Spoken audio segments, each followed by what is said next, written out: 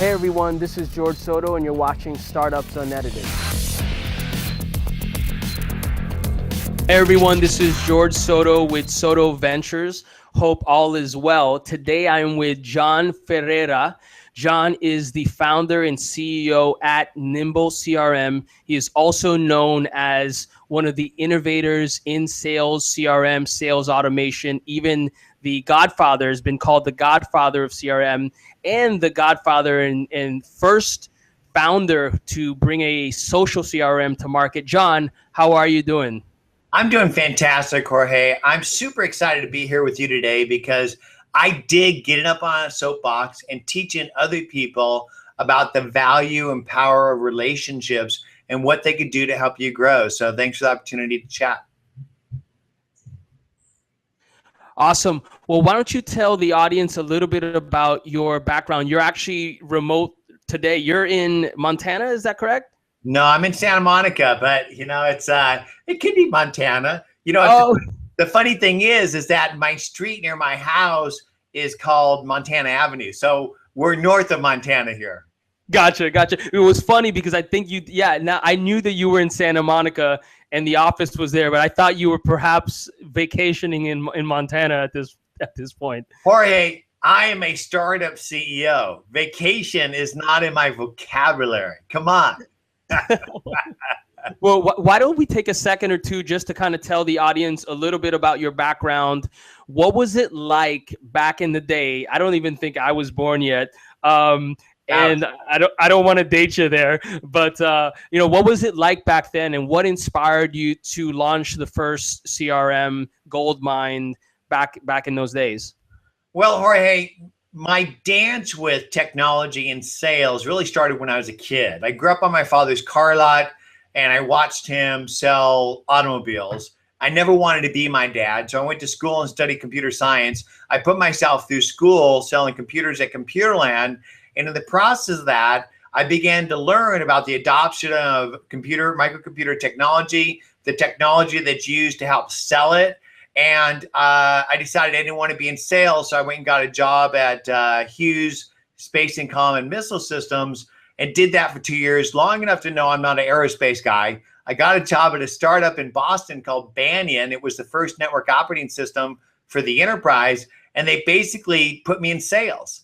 And so I got leads on a sheet of paper. I'd cold call them and make appointments in my day timer. I did my forecast on a spreadsheet the night before it was due once a month. And I had my communications with my team on Pink While You're Out slips. And I said, this is really dumb, because ultimately there wasn't a way to integrate the people I was connecting to and the cycle of the business sales cycle with my team around me, not just the SEs and managers and admin people in my district office, but the product people and the management people back at corporate. And so I looked for a tool that would enable me to integrate contacts, email, calendar, and sales and marketing automation. I couldn't find it. At 29 years old, I was too young and dumb to know any better. I quit my job and got together with a college buddy of mine, and we started a company called Goldmine. And so you were saying you were trying to bring, you were looking for a system rather that would bring all this collaboration together, that would reflect the sales process that you were engaged with, and also share that sales process with other people within your organization? That's right. So essentially, if you think about relationship management, forget the word CRM. I actually hate the word CRM because it's not about relationship. CRM stands for customer reporting management, because CRM systems aren't for you, Jorge, they're for management. And the fact of the matter is there's 225 million global businesses, less than 1% use any CRM. That basically tells you that the reason they call it Salesforce is you have to force salespeople to use it. What we built back then was a relationship manager that powered the customer-facing business team members to effectively engage and grow business. And the core of relationship management is the contacts you're connecting to, the conversations you're having, and the activities that you're driving. You got to understand that back then, network operating systems just started. File record logging and network software that you could share data across the network just happened. So there was no network business software. Outlook did not exist. The term SFA and CRM did not exist. There was no market automation. So we built at Goldmine the first networkable relationship platform that integrated contacts, calendar, and communication for a whole team. And it wasn't just for salespeople, it's for everybody in the company, because everybody in the company touches the customer. And so we then layered on top of that sales and market automation, because you need tools to help you engage with customers, stay top of mind, and drive and measure business that you're closing. And if you think about today's CRM systems, they don't really have the key things that Goldmine had back then, which is relationship intelligence and relationship management and sales enablement. So today, if you want a sales stack, you got to go buy a market automation system, a CRM, a sales intelligence tool, and a sales enablement tool like an email tracking program to give to your sales reps. It's a lot of products. It's a lot of complexity. Goldmine did all that back then. So you had if this and that for people and companies, which is automated processes. You could put somebody in the database, and if they look like this, the product would do that. Day 1, send them an email. Day 7, fax them. Day 14, schedule a call for me.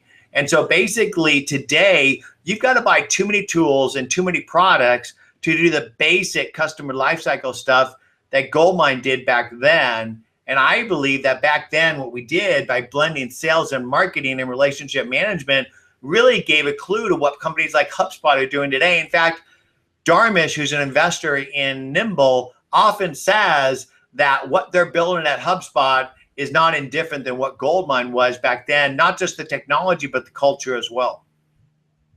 That's awesome. You know, you talk about relationships, and I wanted to kind of focus on Nimble CRM. My first experience with Nimble was back in 2011 when I was trying to raise money for a product that I was working on called FeedGen, which was more of an inside sales workflow tool. And I remember sitting down with a couple folks at Google, and they were like, "Oh, you know, you got to check out this tool called Nimble CRM, and it's really pioneering the social CRM workflow or system of record for the sales use case." Can you talk a little bit about what inspired you to build Nimble? It sounds like a lot of this was kind of inspired by some of your experience back with Goldmine, but what has that journey been like, and what's the current status of the product today? So I started to use social media back in 2006, 7, and 8. And I immediately saw how it was going to change the way we work and play, how customers make buying decisions, how companies engage with them, how we build our personal brands, our professional networks. And I started to look for a tool that enabled me to integrate my social list and engagement to my contacts. It's almost like the same kind of thing that happened with me at Goldmine, is that I needed a tool to make myself more successful. I couldn't find it. And then I started looking at the tools we all use, Outlook, Address Book, and Google Contacts, and figured out that they're not even good contact managers. They don't integrate contacts, calendar, and communication. So if you go to Google Contacts, which you never do because it doesn't have anything in there other than name, address, city, state, zip, it doesn't have the email and calendars that you and the team have sent or received with that person, which is context.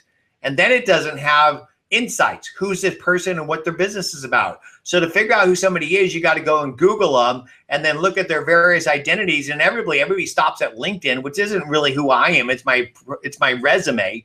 If you want to know who I am, you got to look at all my identities. And Instagram, you're going to learn more about me in 5 seconds than you will in 5 minutes in my LinkedIn. But ultimately, what I wanted to build was a tool that help humans connect with humans, because the more digital we get, the more human we need to be. And it's your job to understand who somebody is before you engage with them, because sales is a service.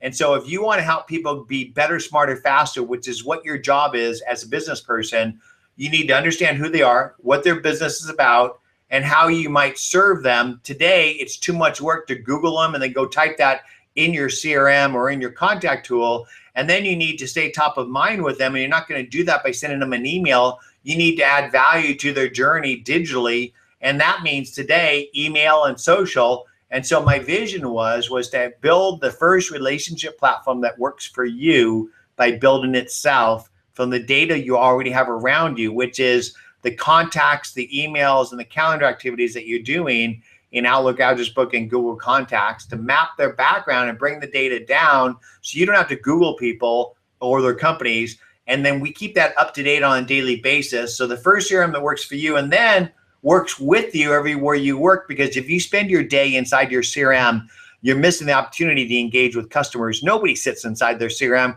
We sit inside our inbox, and now more and more social, and Nimble works with you everywhere you work. And so I believe that we've reimagined CRM in much the same way that we reimagined what relationship management was back in the day with Goldmine. Jon, thanks so much. In conclusion, what are I'd say one or two tips that you would provide an early stage CEO or founder who's starting to think about designing or setting up their sales systems for their early sales team? What are two tips that you would provide these leaders? Well, I'm going to tell you a story about how I built Goldmine. I think that idea is still applicable to any CEO starting a company. So first off, I started it with my own pain, because I think the best products come from your own need, because you're passionate about it and you understand the problem. Number two is, after I built the product, I had to sell it. Now, no CEO has the time in the day or the money in the day to actually go out and reach the audience that they're trying to sell to, assuming they're trying to reach a decent sized audience. So I identified the influencer, my core constituency, in and around the areas of promise of my product. What that means is, I was selling a network business application. I found who is the trusted advisor to the business I'm selling to. In those days, it was the Novell reseller, because they sold the network to them, and I had a car to drive on it. So I cold called every Novell reseller, and I got them to use it. And people sell what they know, and they know what they use. They started to then recommend it. That's how we bootstrapped Goldmine, never taking any VC, no bank loans, on $5,000, and grew it to $75 million a year in revenue, is by getting other people to tell our stories and to sell our products. And so ultimately, if you can tell a great story and get other people to tell those stories, identify the influencers of your prospects and customers, and get them to be your sales and marketing people, you're done in today's business. And so, I know a lot of people that build a big inside sales team, and they have to develop all this commission and stuff. They spend a lot of money on marketing. We don't spend a dime on marketing. We're generating 70,000 unique visitors per month on our website. We're converting at 10% to trial and 20% to paid, with no advertising spend and no salespeople. We do that by telling great stories and getting other people to tell them, by inspiring and educating. If you teach people to fish, they'll figure out you sell fishing poles. So rather than us talking about how great Nimble is, we teach people how they can be great, and people figure out that we actually build a pretty damn good tool. And so in there are a lot of great lessons for any kind of entrepreneur to figure out how to build a brand and nurture a network, a community around their business that will help them to scale it. So really focusing on building community, focus on building a product that you truly understand the pain point that the product is solving. Is that accurate? Content, conversation, community. And so ultimately, if you can figure out a pain that millions of people have, and rather than telling them how great your product is, you teach them, you show them how they can be better, smarter, faster, and you get them to tell those stories for you, you're done. So today, if you search @Nimble on Twitter, what you'll find is that many people out there are telling our story for us. I saw a post today on LinkedIn from an Italian gal who basically said why I love Nimble. I saw another post from a guy who does voiceovers. He did an article about why they love Nimble. And basically, that's what powers our company, is that people telling our story for us. And it's more powerful when other people talk about you than when you talk about you. Well, Jon, thank you so much once again. Really appreciate it. If folks want to, let's say, get in touch with you about jobs or kicking the tires on the product, what's the best way to get in touch with you? So I'm easy to find. You just Nimble me, Jon Ferrara, Jon Ferrara. I'm on Twitter. I'm on LinkedIn. Connect with me. Reach out. I'd love to hear your experience after you tried our platform. It's www.nimble.com. And so go up there, no credit card, it's free. Make sure you load our browser plugin and our mobile product, and kick the tires. Awesome. Well, Jon, hope to see you soon. I don't know if you're going to be here for Sales Stack by the Sales Hacker guys next month, but if you are, I'd love to get together. Jon, once again, thank you so much for joining us today. I'm looking forward to seeing you, see what we can do about Sales Hacker. But in any case, really appreciate it. Thank you, Jorge. Pleasure.